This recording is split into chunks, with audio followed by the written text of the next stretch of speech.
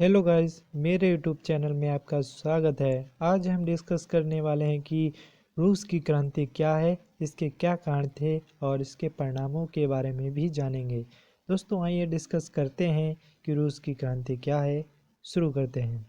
1917 ईस्वी की रूसी क्रांति मुख्य रूप से पिछड़ी अर्थव्यवस्था, किसानों एवं मजदूरों की विपन्नता, निरंकुश एवं स्वेच्छाचारी शासन के अत्याचार, जन विद्रोह, सरकार में मजदूरों की दशा में सुधार लाने की इच्छा का अभाव आदि का सम्मिलित परिणाम था।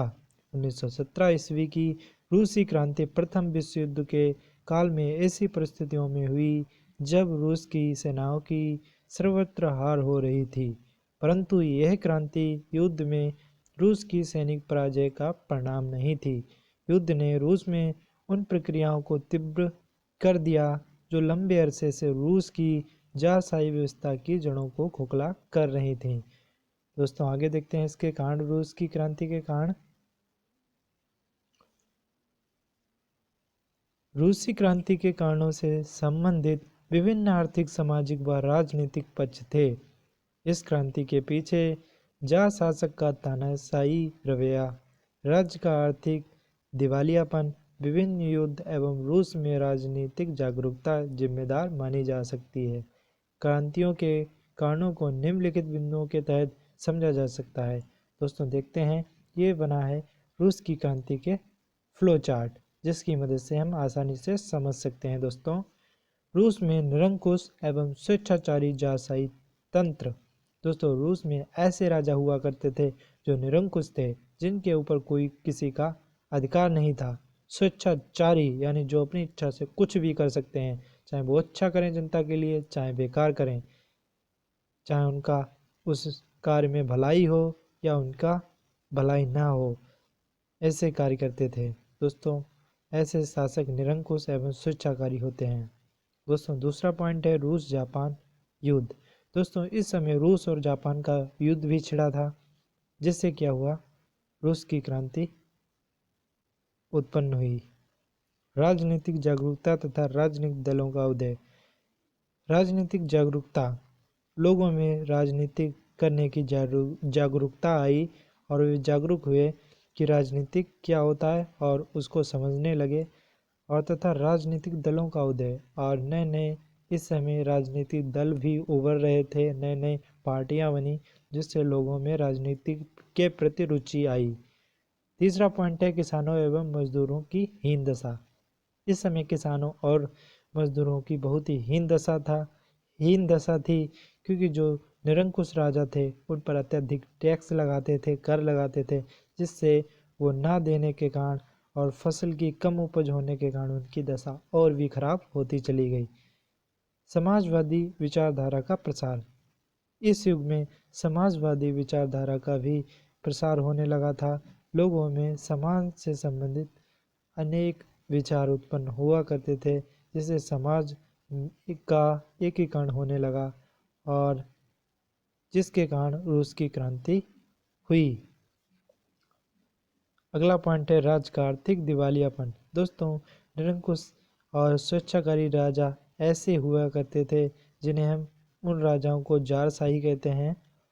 ये लोग अत्यधिक खर्च करते थे, जिससे उसका असर उनके राज्य पर पड़ता था और उनका राज्य आर्थिक स्थिति में दिवालियापन हो जाता था। अगला देखते हैं जार की रूसीकरण की नीति।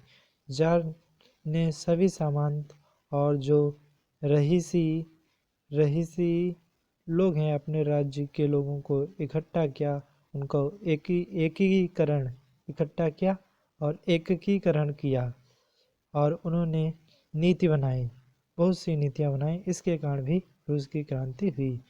अगले देखते हैं तत्कालिक कारण। दोस्तों ये सभी तत्कालिक कारण मुख्य रूप से हम किसानों एवं मजदूरों पर अत्यधिक टैक्स लगाया, जिससे उनकी दशा बहुत ही खराब हो गई। इस कारण ये क्रांति होने लगी। दोस्तों ये मुख्य कारण मान सकते हैं। इसके आगे देखते हैं रूस में निरंकुश एवं स्वेच्छाकारी जारशाही तंत्र। रूस के शासकों को जार कहा जाता था, जो एक निरंकुश एवं स्वेच्छाचारी शासक के रूप में बनाम था। ऐसी स्थिति में जब 19वीं शताब्दी में लगभग संपूर्ण यूरोप में परंपरागत शासन के स्वरूप में व्यापक राजनीतिक परिवर्तन हो रहे थे।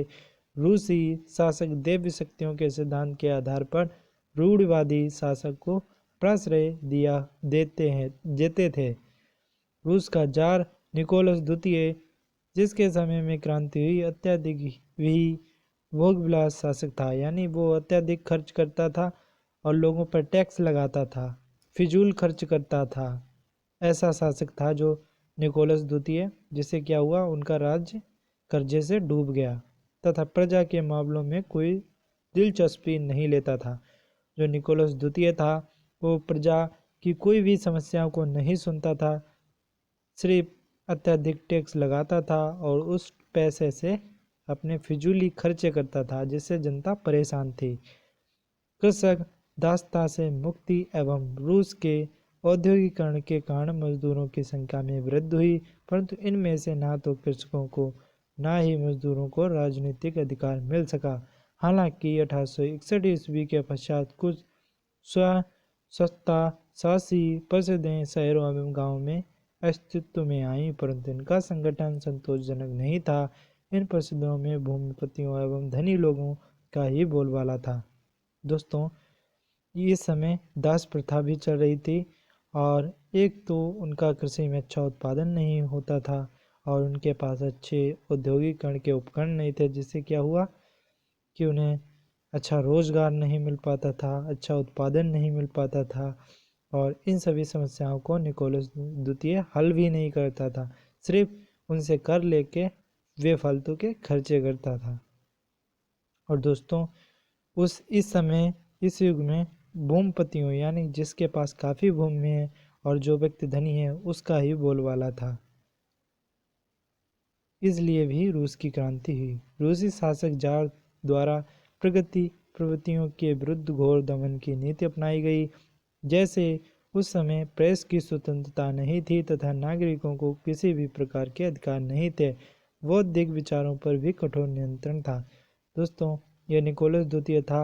ये कोई किसी प्रेस जो खबर छापते हैं उनकी भी इसके राज्य में स्वतंत्रता नहीं थी। प्रेस को कोई भी स्वतंत्रता नहीं थी, कोई भी खबर नहीं निकाल सकता था इसके आज्ञा के अनुसार।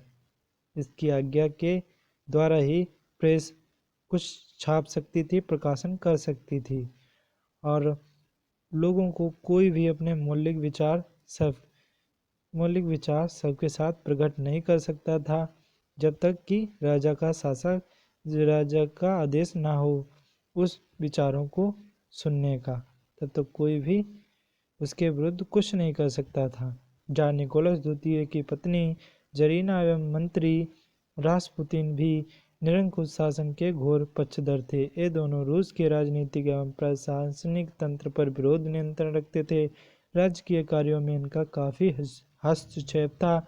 इन परिस्थितियों में जब 19वीं शताब्दी में यूरोपीय देशों में महत्वपूर्ण परिवर्तन हो रहे थे एवं राजतंत्र की शक्ति सीमित कर संवैधानिक राजतंत्र या गणतंत्र की स्थापना हो रही थी, रूसी जनता जारशाही व्यवस्था के विरुद्ध संगठित होने लगी। दोस्तों, किसान और मजदूर और वहाँ की जनता निकोलस द्वितीय के राज्य से और उसके शासन से बहुत ही परेशान हो चुकी थी और उसने रूस की क्रांति शुरू कर दी। उसी समय इसका रूस की क्रांति का उत्पन्न हुआ या उत्पत्ति हुई और आगे ये क्रांति छोटे से रूप से बड़ी हो गई।